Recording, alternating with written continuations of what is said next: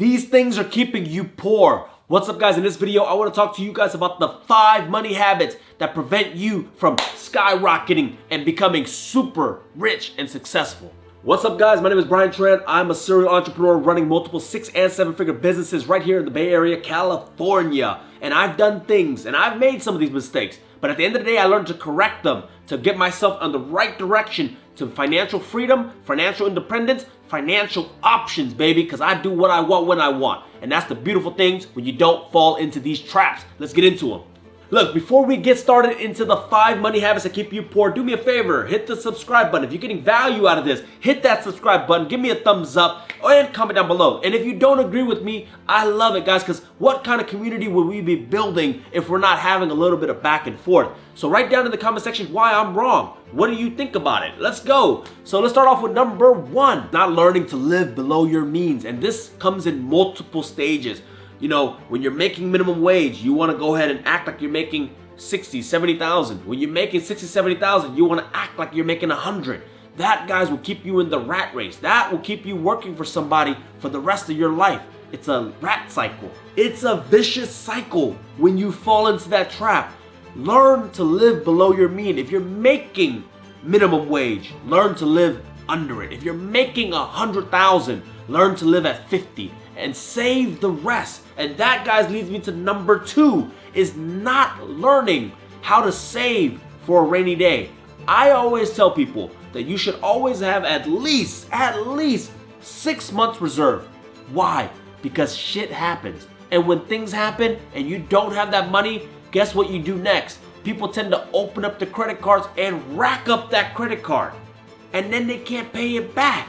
Are you crazy? So look, you need to learn to live below your means so that you could put money aside for that rainy day. Again, 6 months, guys. And the reason why I say 6 months is because usually when stuff happens, right, at least you got 6 months of reserve to figure it out.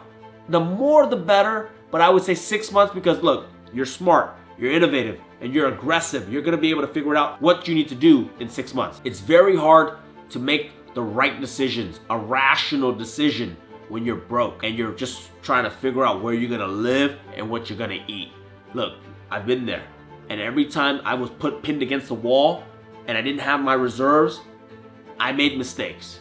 But now when I'm pinned against the wall, I'm able to kind of sit there with a little bit more peace of mind to make the right decision to get out and push forward. The 3rd habit is gonna transition very nicely. Remember how I told you guys that, look, when you don't have your reserves and you get pushed against the wall and now you have to spend money, right? Like opening a credit card and maxing it out. The 3rd tip, guys, is do not spend money you do not have on things you do not need.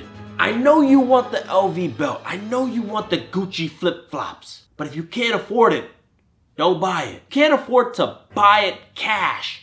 Now, I'm not saying you spend cash. I do recommend that you use your credit card when you make purchases. Why? Because you get the points and that's free money.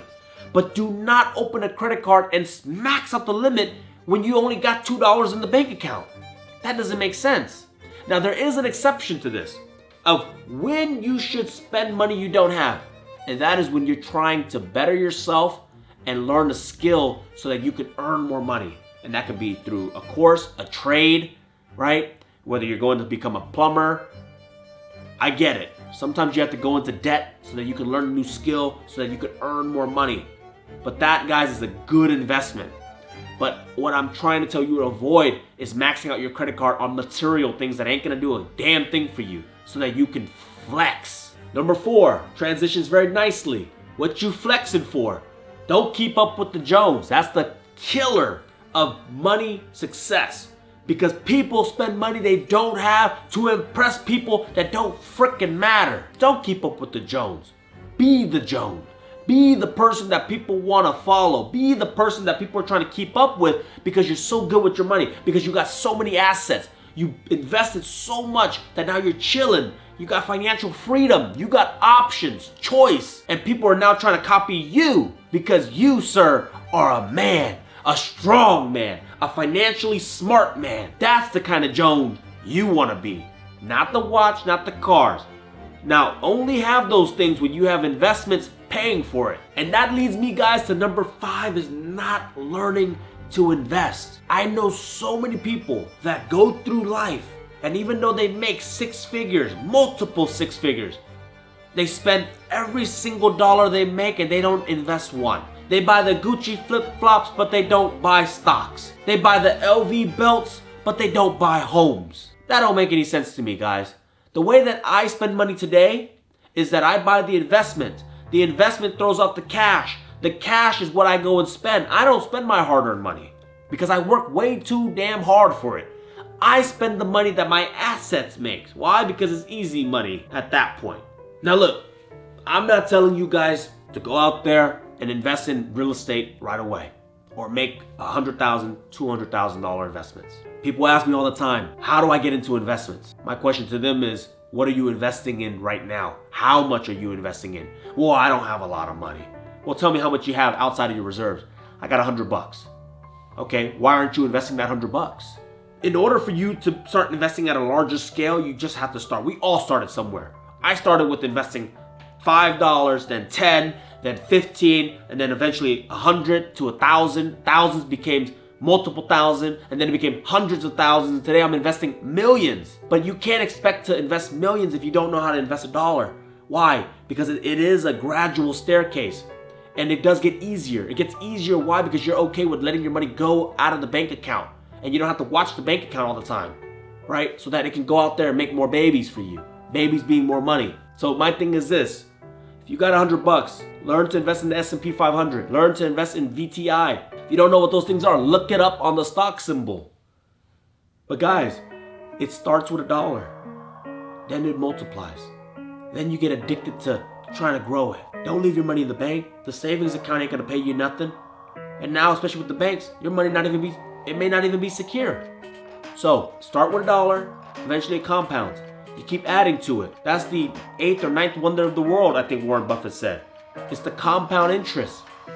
Then you take that, once that $1 grows and you keep putting it into it, and then it grows and becomes a couple $100,000, then you take that and you maybe invest it into real estate, a rental property. And that, guys, is how you start. That, guys, is how you become financially well, independent, and have financial freedom. And then you can buy back your time so you don't have to work for money. And life at that point really begins.